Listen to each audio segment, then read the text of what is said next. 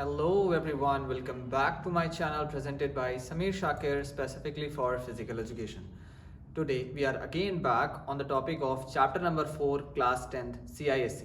हालांकि ये चैप्टर आपको क्लास 11th में भी मिलेगा या इसका कुछ पार्ट मिलेगा, लेकिन अभी क्लास 10th में चैप्टर नंबर 4 फिजिकल फिटनेस का हम लोग कंटिन्यू कर रहे हैं. तो चलिए आइए शुरू करते हैं second part of physical fitness.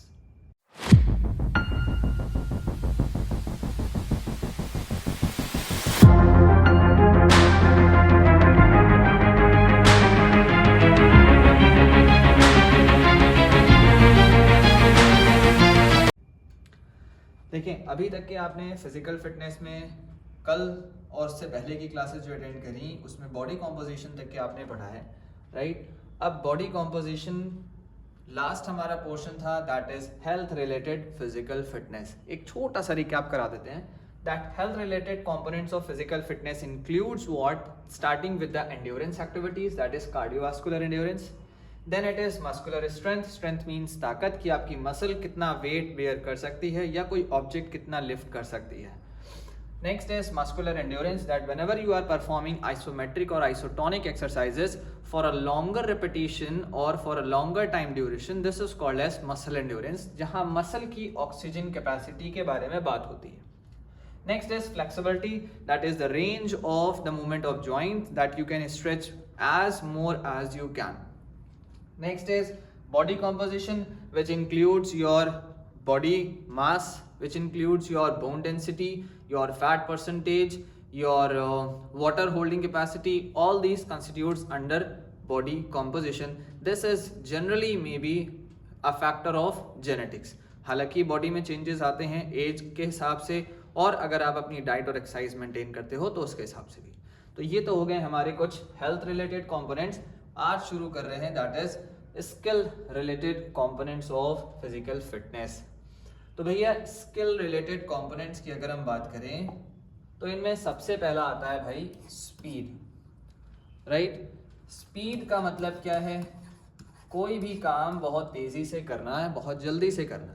तो performing any work with a high rate of speed in a shortest possible time period, this is called as a speed, और fastest as you can, this is called as a speed. तो जब भी आप कोई sport देखते हैं, तो जब भी कोई एथलीट अपना मूवमेंट, अपना कंप्लीशन ऑफ अ टास्क, अपना डिस्टेंस कवर अप करता है in a short span, this is called as a speed. Example ले लें, जैसे कि 100 मीटर मैंने उसेन बोल्ट को दौड़ाया, ठीक है. तो वो क्या कर रहे हैं, एक स्टार्टअप ले रहे हैं, that is an explosive strength, जहां से उन्होंने स्टार्ट किया और उन्होंने कुछ 9 सेकेंड में लगभग अपना एक 100 मीटर का डिस्टेंस कवर अप किया. तो that 9 seconds in a shortest span of time he has completed 100 meter. This is called as the component speed. इसको प्रैक्टिस करने के लिए आपको एक शॉर्ट डिस्टेंस से स्टार्ट करना होता है, जैसे कि 20 मीटर, 30 मीटर, 50 मीटर. इसके कुछ रेगुलर प्रैक्टिस करें, उनका टाइम नोट करें, फिर धीरे धीरे अपना स्टैमिना लॉन्ग डिस्टेंसेस के लिए बनाएं और फिर वापस से अपने शॉर्ट डिस्टेंस को कवर अप करें. तो ऐसे आपका स्टैमिना भी बनेगा, मसल स्ट्रेंथ भी डेवलप होगी और आपकी स्पीड भी बढ़ेगी, राइट. तो कहाँ ज़रूरत है, दैट इज 100 मीटर स्प्रिंट और 200 metre sprint, right. Fast break in basketball, sometimes required in football also, right. तो बहुत सारे ऐसे गेम है जहाँ पे स्पीड की रिक्वायरमेंट होती है. Next is its importance, that it helps in quick movement and fast reaction during the sport. जैसे कि क्रिकेटर्स हैं, स्पेशली जो बॉलर है वो अपना फास्ट स्पीड से रन अप ले रहा है and he is delivering a ball. वहीं बैट्समैन है, they have just knocked the ball and after that in a very quick span of time they have taken a run between the wickets. This is also called as the speed work, right. Next आ जाए भाई, second है हमारा that is agility. पहला तो भाई speed हो गया, speed के बाद आ जाते हैं दैट इज एजिलिटी. एजिलिटी का मतलब होता है कि आप कितना क्विक मूव कर रहे हो, क्विक डायरेक्शन चेंजेस. तो हम जब भी बात करते हैं एजाइल होने की, तो हमारा जो डायरेक्शन है वो कितना ज़्यादा जल्दी चेंज हो सकता है, that is called as agility. ये एजिलिटी हमारे बहुत सारे फिजिकल गेम्स में रिक्वायर्ड होती है, जैसे एग्जाम्पल्स लाइक बहुत अच्छा है, दैट इज बैडमिंटन गेम, जहाँ पे बहुत ज़्यादा फास्ट मूवमेंट होता है और शटल की स्पीड के हिसाब से हमें मूव करना है, राइट। टेबल टेनिस हो गया, स्क्वैश हो गया, लॉन टेनिस हो गया, राइट। इस तरीके के कई सारे ऐसे गेम हैं जहाँ पे एजिलिटी की रिक्वायरमेंट है। प्लस फुटबॉल भी हो गया, जहाँ पर फुटबॉल प्लेयर नेटवर्क करता है या ड्रिबल करता है, एक दूसरे प्लेयर के पास से बॉल को निकाल के ले जाता है। This is called as the movement where the changes in the direction is possible accurately and quickly while maintaining the balance. Example dodging है in football, example quick turns in badminton, देखो यहाँ पे भी लिखा हुआ है, राइट। तो ये हमारे लिए क्या कर रहे हैं, हमारी बॉडी कंट्रोल भी अच्छा कर रहे हैं और हमारी मूवमेंट की एफिशिएंसी को भी बढ़ा रहे हैं कि हमें जाना तो कहीं और था but suddenly I change a direction to deceive the player, right. This is all part of agility. Mark कर लें, अंडरलाइन कर लें, जल्दी से इसका स्क्रीनशॉट ले लें और स्पेसिफिक गेम्स जरूर लिख लीजिएगा that you can write in examinations.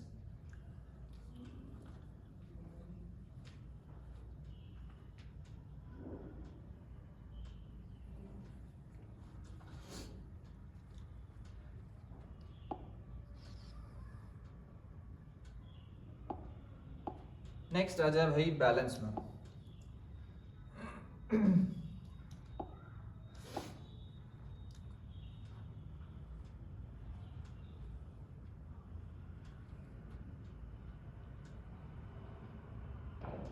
Balance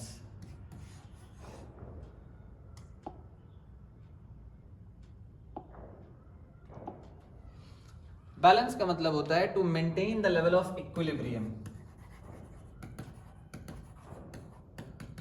तो while performing various physical sport you need to maintain sometime a dynamic balance, sometime a static balance। तो डायनामिक का मतलब क्या हुआ कि जहां हम मूवमेंट कर रहे हो और मूवमेंट के साथ हमें बॉडी को बैलेंस करना है। Sometimes there is a physical sport where we need to stand and balance, हमें एक जगह पे रुके रहना है, रेस्टिंग पोजिशन पे रहना है और खुद को बैलेंस करना है। तो ये दो फर्क हो गए हमारे भाई, कौन से, डायनामिक जहां मूवमेंट है, स्टैटिक जहां मूवमेंट नहीं है। तो हर जगह बैलेंसिंग का मतलब है कि आपको अपना इक्विलिब्रियम मेंटेन करना है। फॉर एग्जांपल अभी एक्टिव सिस की पोर्टल पे बहुत सारे बच्चों के लिए एक टेस्ट चल रहा है that is called as flamingo test, static balance test. तो क्या है, बच्चे एक पैर पे खड़े हैं on a break and they have controlled their leg, पैर पकड़ लिया और एक हाथ को ऐसे करके खड़े हुए हैं, तो ये क्या है, हमारा स्टैटिक बैलेंस। वहीं अगर कोई बॉलर है तो बॉलर जब वो रनअप ले रहा है, रनअप के बाद वो स्ट्राइड कर रहा है, स्ट्राइड के बाद वो डिलीवरी कर रहा है, तो डिलीवरी तक का और उसका फॉलो ऑन मूवमेंट तक का जो कंप्लीट पोर्शन है वो उसकी कंट्रोल्ड बॉडी मूवमेंट है, that is called as a dynamic balance. ठीक है, तो दो बातें आ गई भाई कि जहां आप अपनी बॉडी को एक अच्छी पोजीशन में मेंटेन कर सको, this is called as a equilibrium. Now static हो गया, डायनामिक हो गया, मूवमेंट हो रहा है तो ये हो गया जिम्नास्टिक है, स्केटिंग है, क्रिकेट है, फुटबॉल है, बहुत सारे ऐसे गेम्स हैं जहाँ पे मूवमेंट के साथ बैलेंस की जरूरत है। Now it helps in prevents fall and improves the body control, हमारी बॉडी का कंट्रोल अपने आप पे बना के रखता है ताकि हम फॉल अप ना हो, इंजरीज ना हो और कोई जॉइंट डिसलोकेशन ना हो, ये सारी चीजें हमारी बैलेंस से आती है। नेक्स्ट इसके बाद आते हैं अपना कोऑर्डिनेशन। कोऑर्डिनेशन का मतलब होता है coordinate among all sensory organs.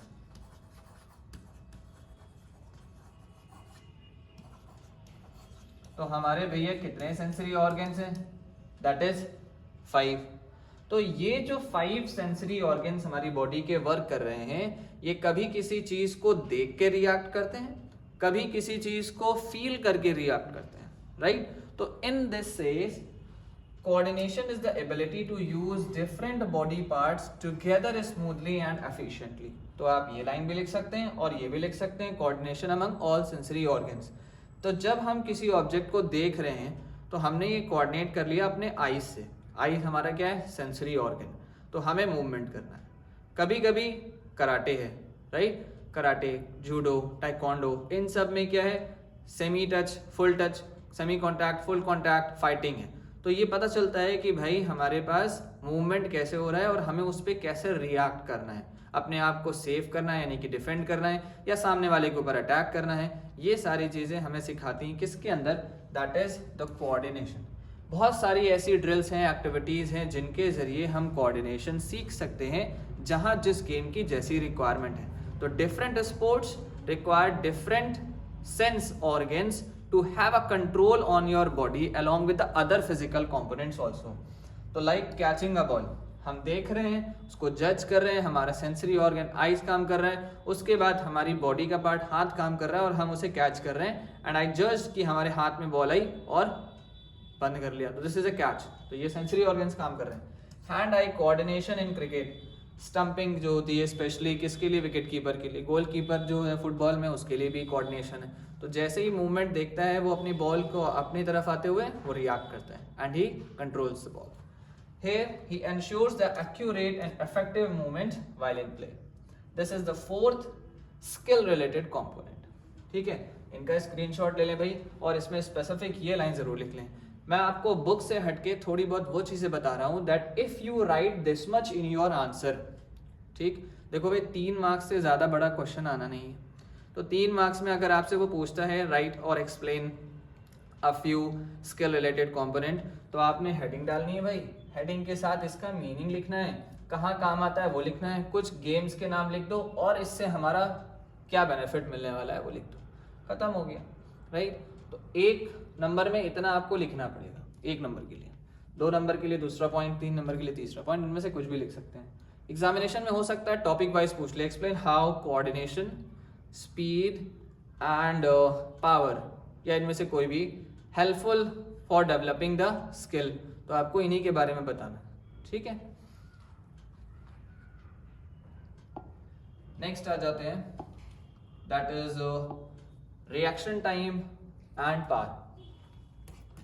Next component क्या है भाई, रिएक्शन टाइम। रिएक्शन टाइम का मतलब क्या है कि हम कितना जल्दी अपने स्टिमुलस से रिलेटेड रिस्पॉन्ड कर रहे हैं। तो हमने अपने उन कोऑर्डिनेटेड सेंसरी ऑर्गन्स को यूज करके ये जज किया कि हमें कब कहाँ कैसा मूवमेंट करना है। This is called as a reaction time, जो कि कई सारे ड्रिल से आता है। तो it is a time taken to respond a stimulus such as sound, सुन के, सच एज साइट, देख के, और such as with touch, feel करके, महसूस करके, राइट। तो there are different sports which require the different skill, along with this it requires a reaction time also.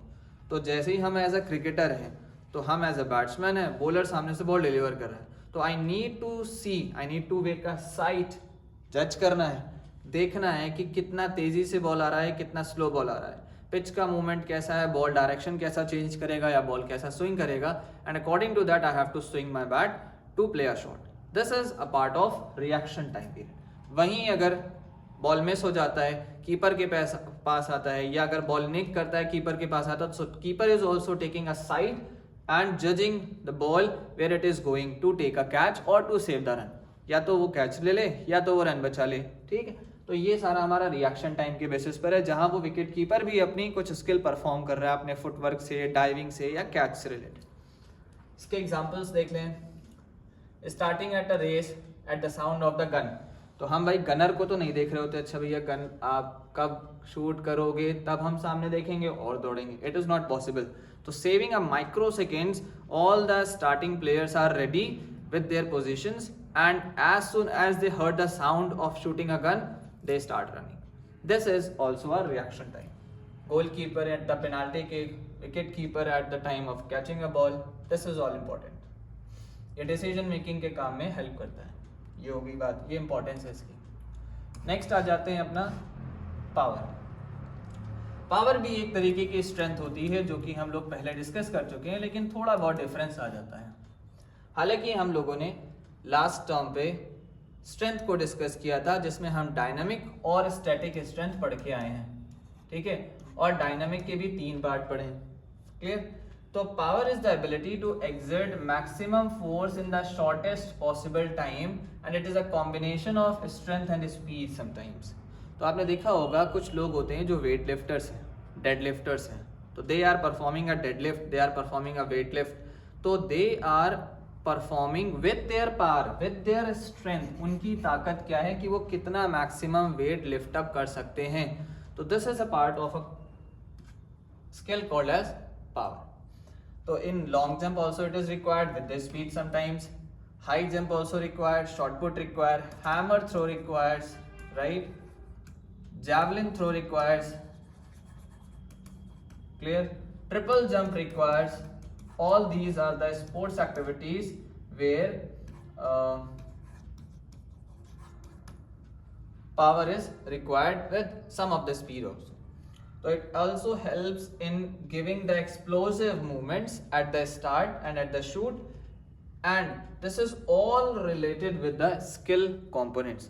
तो जितने भी अभी हम लोगों ने 6 पॉइंट्स पढ़े, that is power, coordination, speed, right, और बैलेंस और आपका रिएक्शन टाइम, ये टोटल 6 जो टर्म्स हैं आपके, ये आते हैं किसके अंदर, that is skill related components. I hope कि आपको इजीली समझ में आ रहा होगा, पॉइंट्स क्लियर हो रहे होंगे कि कौन से टर्म्स को कहाँ यूटिलाइज करना है to gain the marks also and to learn in an easy and efficient manner. Screenshot ले लें, सेव कर लें इसे और नोट भी करें याद करके, ठीक है, कीवर्ड्स लेकर के. नेक्स्ट बढ़ते हैं भाई आगे. As per the syllabus for class 10th, some factors that affects the physical fitness. कुछ ऐसे फैक्टर्स हैं जो फिजिकल फिटनेस पे अफेक्ट करते हैं. वो फैक्टर्स क्या हैं, यानी कि वो कॉजेस क्या हैं जिससे कि हमारी फिजिकल फिटनेस पे डिफरेंस आता है शुरुआत से लेकर के अंत तक. तो the first one is that is age. दिख नहीं रहा होगा, हो सकता है साइज मैटर कर रहा है यहाँ पे स्क्रीनिंग पे. तो age is a factor, that is the first factor which helps in physical, which gives a change effect in the physical fitness. तो भैया जैसे आप छोटे हो और ग्रो कर रहे हो तो आपकी muscular ability, your sensory organs, your working textures all are active in this stage. तो जितना कुछ आप सीखोगे वो आपके माइंड में ज़्यादा देर तक एब्जॉर्ब रहेगा, समझ में आएगा, और उसी चीज़ को आप यूटिलाइज करते हुए अपनी स्ट्रेंथ, अपनी स्किल, अपनी फ्लेक्सिबिलिटी, अपने सारे कंपोनेंट्स को डेवलप कर सकते हो. तो जितना छोटा बच्चा होगा अगर हम उसको सारी चीज़ें जल्द से जल्द सिखाने की कोशिश करेंगे तो वो सीखेगा और उसे याद रखेगा लंबे समय तक. वहीं अगर हम किसी को लेटर एज में सिखाएंगे तो उनकी एज डिक्लाइन होने की वजह से वो चीज़ें कम सीख पाते हैं, और उसके साथ ही साथ उनका ऑक्यूपेशन प्रेशर होता है और भी बहुत सारे घर की फैमिली रिस्पॉन्सिबिलिटीज़ होती हैं जिसके ज़रिए उनके सारी चीज़ें समझ में आ पाना मुश्किल है और धीरे धीरे डिक्लाइन होने लगता है. तो at the age of childhood the child starts learning at the most, where age जैसे जैसे वो बढ़ेगा और उसकी कैपेसिटी बढ़ती जाएगी, but at a certain age फिर ये डिक्लाइन होगी. तो ये ग्राफ कैसा चलता है भाई एज का, ये इस तरह से चलता है कि आपकी जब एज से स्टार्ट हुआ तो you are growing growing growing growing and at a some age you are becoming a constant and then after a later age it starts declining, right. तो हमारी बहुत से फिजिकल फिटनेस कंपोनेंट्स डिक्लाइन होना शुरू हो जाते हैं. तो at certain age muscle strength, flexibility, endurance decreases if not maintained through exercise and regularity. बहुत सारे ऐसे लोग भी हैं जो ओल्ड एज में बहुत कुछ अच्छी फिटनेस मेंटेन कर ले जाते हैं, लेकिन सारे कंपोनेंट्स डेवलप्ड नहीं रहते. कुछ ही कंपोनेंट्स डेवलप्ड हो पाते हैं जिनकी आप शुरुआत से प्रैक्टिस करके आए हो और उन्हें आप मेंटेन करना चाहते हो. ठीक है, तो ये हो गया भाई पहला. दूसरा आ जाए दैट इज सेक्स, यानी कि as per male and female naturally there are different sort of hormones developed due to which the female body and male body is different. Male are having more testosterone comparative to the estrogen of the females, and that is why male can start gaining at the early age with a strong body build components with the bone density, muscle tissues, water holding capacity, fat percentage, everything. But whereas females, they are having less percentage of hormonal changes, and due to that they even cannot grow, but if they eat much or they take external hormones they can grow with the same stage or same rate. कभी कभी ऐसा होता है कि अगर females mail hormones को asteroids के basis पर इंसर्ट कराएं तो उनकी बॉडी में बहुत ड्रास्टिक चेंजेस आते हैं, लेकिन जनरली अगर हम देखें पूरे वर्ल्ड वाइड तो मेल की बॉडी के हॉर्मोन्स ज़्यादा इफेक्टिव हैं कंपैरेटिव टू द फीमेल्स. तो here more muscle mass is there, strength is there due to high testosterone levels, whereas in females they are having a greater flexibility and better fat utilization. तो इनकी body जो है वो generally अपने आप को fit और कम एक स्लिम स्लीक फिगर देने के लिए रेडी रहती है और कम खाती हैं, क्योंकि अपना वो ज़्यादातर खाना मेल्स को देती हैं। हालांकि ऐसे नहीं कि डिश में लगा के दे रही, वो कम खा रही हैं, तो मेल्स की कैपेसिटी खाने की ज़्यादा है और बॉडी में स्टोर होने की ज़्यादा है, तो they can easily consume. Third one is that is heredity और कॉल्ड एज जेनेटिक्स। तो आपके पेरेंटल से आपको क्या ट्रांसफ़र हुआ है, जिसकी मैं बात कर रहा था, बॉडी कॉम्पोजिशन। तो ये भी एक ऐसा फैक्टर है जिसके ज़रिए हमारी बॉडी में किस तरह के मसल फाइबर वर्क कर रहे हैं, जैसे कि स्लो ट्विच और फास्ट ट्विच मसल फाइबर्स होते हैं, जिनका हमारी बॉडी पे एक बहुत असर पड़ता है, चेंजमेंट आते हैं। तो it because of genetics your body structure, your endurance, your strength, your any potential, any work can be with the help of your parents और ग्रैंड पेरेंट्स। तो अगर आपके पेरेंट्स एक बहुत अच्छे रेसलर रहे हैं तो उनके कुछ जीन्स आपके अंदर भी ट्रांसफ़र होंगे, मदर में भी कुछ ऐसी इंटेलिजेंसी रही है तो आपके में भी ट्रांसफ़र होंगे। So this is all because of genetical. तो कुछ ऐसे फैक्टर्स हैं जिनका हमारी फिजिकल फिटनेस पे इफेक्ट पड़ता है, वो ये 3 तो हो गए, इनको मार्क कर लें। इसके बाद आगे चलते हैं, नेक्स्ट कुछ और फैक्टर्स हैं जैसे कि डाइट एंड न्यूट्रिशन। जेनेटिक्स होने के बावजूद भी बहुत सारे ऐसे हैं जो बहुत ज़्यादा हेवी होते हैं, बल्की होते हैं बिकॉज ऑफ देयर हेरिडिटी। बहुत सारे ऐसे हैं जो बहुत ज़्यादा स्लिम स्लीक होते हैं because of under nutrition and their genetics. तो हमें क्या करना है, अपने आप को सुधारना है, मेंटेन करना है। We needs to be in a moderate category that is mesomorphic. बहुत ज़्यादा दुबला भी नहीं होना है, बहुत ज़्यादा हेवी बल्की भी नहीं होना है। दोनों के अपने फ़ायदे भी हैं, दोनों के अपने ड्रॉबैक भी हैं, but mesomorphic type of body होने के बहुत ज़्यादा फ़ायदे हैं। तो जब हम अपनी डाइट और न्यूट्रिशन को मेंटेन करेंगे, एक प्रॉपर प्रोपोर्शन में डाइट कंज्यूम करेंगे, we can have what benefits, that is the muscle growth अच्छा होगा, रिकवरी अच्छा होगा और हमारी बॉडी की ओवरऑल हेल्थ भी जो है वो मेंटेन रहेगी। ये क्यों है? Because we are consuming a good and balanced diet, that is a good nutrition that is to be utilised by the body. जरूरत है, खाना है, अच्छा खाएंगे। पुअर न्यूट्रिशन अगर हुआ तो दिक्कत आएगी, थकान होगी ज़्यादा, बॉडी अच्छे से डेवलप नहीं होगी, मसल ग्रो नहीं करेगी और बॉडी वीकनेस भी रहेगी। लो परफॉर्मेंस, आप एक्टिव नहीं होंगे, एजाइल नहीं होंगे और आपके परफॉर्मेंस में भी अच्छा इंप्रूवमेंट नहीं आएगा। क्यों? Because of diet. आपकी बॉडी एग्जॉस्ट तो हो रही है बट उसे सही करने के लिए, रिगेन करने के लिए आप अच्छा न्यूट्रिशन नहीं ले रहे हो कि वो रिकवर नहीं हो पा रही, फ्यूल नहीं चेंज हो पा रहा आपकी बॉडी के अंदर, तो उसकी वजह से आपकी बॉडी में बहुत सारे कमियां शुरू हो जाएंगी। You need to take a good amount of nutrition. Next one is physical activity and training. बहुत से लोग डाइट भी ले लेते हैं अच्छी, राइट, अच्छा खाना खाएंगे। बहुत से लोग जेनेटिकली भी अच्छे हैं, लेकिन जो नहीं है उन्हें मेंटेन करना है, तो वो क्या काम करें? इनके साथ they need to get on a practice. वो प्रैक्टिस क्या है? फिजिकल ट्रेनिंग, फिजिकल एक्टिविटी और performing any of the sport which help in maintaining their body, which help in gaining a good standard of life। तो हम जब तक के अपनी एक्सरसाइज फिटनेस फैक्टर्स को डेवलप करने की अदर सोर्सेज से कोशिश नहीं करेंगे, तब तक कि हमारा मेंटेनेंस अच्छा नहीं होगा। आप किसी भी शॉर्ट स्प्रिंटर्स को देखिए, उनकी बॉडी एक मेसोमॉर्फिक कैटेगरी होती है।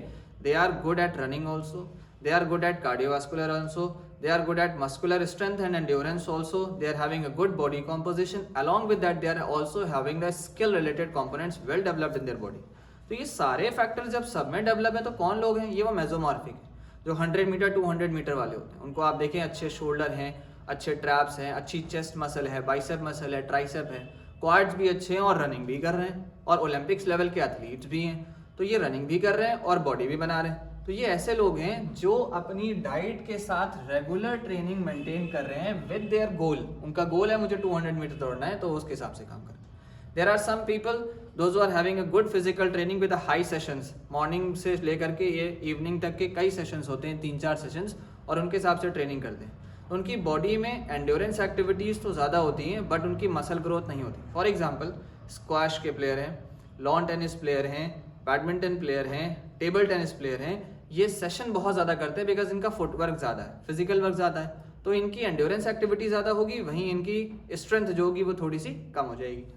तो डिपेंड करता है कि हमारी ट्रेनिंग कैसी है, तो उससे हमें बेनिफिट्स क्या मिलने वाले हैं। वो बेनिफिट्स हमारे कंपोनेंट्स पर होंगे, स्ट्रेंथ है, एंड्योरेंस है, फ्लेक्सिबिलिटी है, कोऑर्डिनेशन। नेक्स्ट इसके बाद आ जाए लाइफस्टाइल हैबिट। आपका लिविंग स्टैंडर्ड कैसा है भाई, ये भी एक मैटर करता है। अगर आपका लिविंग स्टैंडर्ड पुअर है, मतलब अंडर न्यूट्रिशन में है अगर, तो आप अंडर न्यूट्रिशन कह लें या पुअर स्टैंडर्ड कह लें, ठीक है, किसी भी वजह से हो, फाइनेंशियली भी हो सकता है, लोकल सराउंडिंग्स की भी वजह से भी हो सकता है, एनवायरनमेंट की वजह से भी हो सकता है। तो ऐसे में आपका लिविंग स्टैंडर्ड क्या होगा, लो हो जाएगा। कभी कभी अगर आप ओवर न्यूट्रिशन में चले गए, पैसा ज़्यादा है, काम करने की ज़रूरत नहीं है, बाप कमा रहे हैं, हमें उड़ाना है खाली, ठीक है, तो हम लेविश लाइफस्टाइल लीड करने लगते हैं at the age of childhood और at the age of teen ages, adolescence, ये सारी एज में हम लेविश लाइफस्टाइल गुजारते हैं। गाड़ियों से घूमना है, अच्छा खाना है, सॉलिड कपड़े पहनने हैं, सॉलिड स्टाइल मारना है, ये सब हमारी लाइफ में आ जाता है। तो we are easily spending our money, we are don't taking our body with good physical growth. तो हम ओवर न्यूट्रिशन में आ गए, लेविश लाइफस्टाइल में आ गए, तो हमारा लिविंग स्टैंडर्ड चेंज हो गया, बाप के कैश पे ऐश हो रहा है। तो ऐसी सिचुएशन में भाई हमारी बॉडी का ग्रोथ बहुत अच्छा नहीं होता, सिर्फ उन्हीं का अच्छा होता है जो फिक्रमंद होते हैं, जो कॉन्शियस होते हैं related to their health and diet. और मैं आपको बताऊं कि कोरोना के बाद से लोगों ने अपने आप को बहुत ज़्यादा चेंज करना शुरू किया, because they want to improve their immune and they want to maintain their fitness lifestyle. आज के टाइम पीरियड में हमारे देश में लाखों से ज़्यादा ऐसे इन्फ्लुएंसर्स हैं जो ऑनलाइन ट्रेनिंग देते हैं, अपना कमा भी रहे हैं, खुद नॉलेज भी ले रहे हैं, खुद के लिए भी बेनिफिट कर रहे हैं और दूसरों के लिए भी कर रहे हैं। Most of the people are not having time to much scroll and search for the diets. They just pay for the people, those who can give their good nutrition diet and plan for exercise. तो आप भी कर सकते हैं, ये चीज़ें ज़रूरी होना है हमारे लिए, that is lifestyle habit। खुद के लिए मेंटेन रखो तो दूसरों के लिए भी हो जाएगा। तो quit smoking, alcohol consumption, drug abuse, negative effects, ये सारे आपको सब छोड़ने पड़ेंगे, तब जाकर के आपकी कहीं बॉडी क्या होगी, अच्छी बनेगी।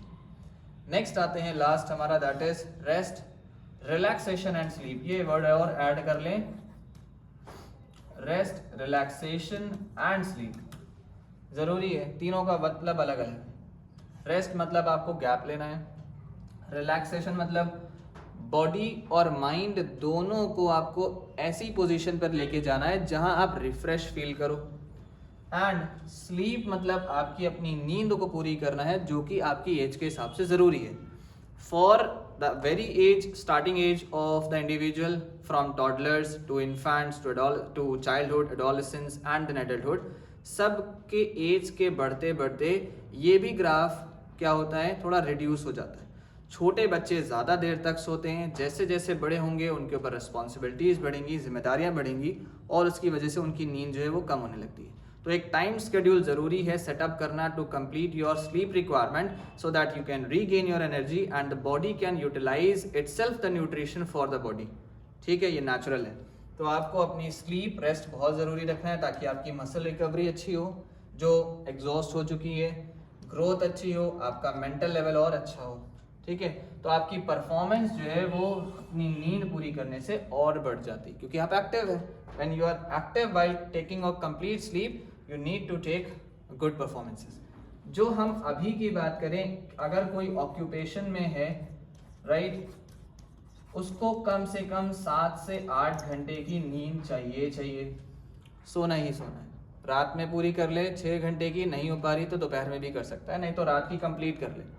जो स्टूडेंट लेवल पे हैं, पढ़ाई भी कर रहे हैं, रिस्पॉन्सिबिलिटी भी है, तो उनके लिए कम से कम 8 से 10 घंटे की नींद चाहिए, और रात की नींद अच्छी होनी चाहिए, एक कंप्लीट साउंड स्लीप होना चाहिए विदाउट डिस्टर्बेंस, ताकि आपको कमिंग डे के लिए आपको कोई फटीग फील ना हो और आपका परफॉर्मेंस लो ना रहे। अगर आप रेगुलर नहीं स्लीप कर सकते 8 से 10 घंटे, तो टेक अ ब्रेक, रात को 8 घंटे की नींद ले लो, 7 घंटे की ले लो, बाकी दोपहर में कंप्लीट करो। So you need to take out the time to recover yourself, right. So this is all about the factors that affect the physical fitness. I hope ये आपको समझ में आ रहा होगा। एक जल्दी से इसका स्क्रीनशॉट ले लें, फिर मैं कुछ और पॉइंट्स बताऊं आपको।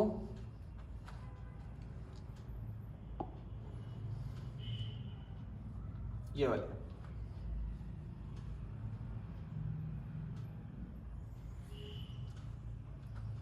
नेक्स्ट आ जाते हैं भाई बॉडी कॉम्पोजिशन। ये भी एक फैक्टर है कि हमारा higher body fat percentage reduces the efficiency and endurance. अगर बॉडी में फैट परसेंटेज ज़्यादा है तो आपकी बॉडी का एफिशिएंसी कम होने लगेगा, लेजी एंड लेथार्जिक हो जाएंगे, परफॉर्मेंस पीक पर नहीं होगा। वहीं अगर प्रॉपर रेशियो है आपका बॉडी मास और फैट का तो आपकी फिटनेस लेवल जो है वो इम्प्रूव हो जाएगी। और यही वो लोग होते हैं जो मेसोमॉर्फिक में आते हैं और उनका परफॉर्मेंस एट द पीक होता है। Next is environment. आपके क्लाइमेट से, ऑल्टीट्यूड यानी कि किस ऊंचाई पर आप रह रहे हैं, लोअर ग्राउंडेड रह रहे हैं, बहुत हाई पीक पर रह रहे हैं, माउंटेन्स में रह रहे हैं, पोल्यूशन आसपास कैसा है, फैसिलिटीज आपकी कैसी हैं, ये सारी चीज़ें भी मैटर करती हैं for maintaining a good physical fitness. Next is mental and emotional factors.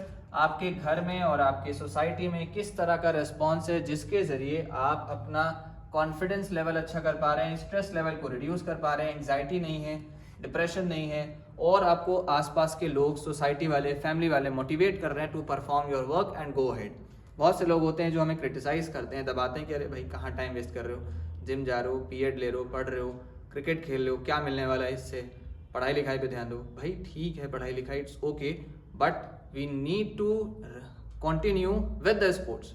Sports ही एक ऐसी चीज़ है, जब आप फिजिकल और मेंटल वर्क में आते हैं तो इससे आपके लाइफ के बहुत सारे एस्पेक्ट्स में बेनिफिट मिलता है। ये मैं खुद पर्सनल एक्सपीरियंस करता हूँ, और जितने भी प्रोफेशनल प्लेयर्स को आप देखेंगे they also says the same thing, right. You need to opt this factor also. सुकून होना चाहिए, तभी बाकी काम में मदद मिलेगी। So this is all about this. ये सारे एक कोऑर्डिनेशंस के मतलब कंपोनेंट्स आपको दिखाएं, that is skill related. Agility है, कैसे करेंगे, फुटबॉल में प्रैक्टिस ज़्यादा होती है जिगजैग के जरिए।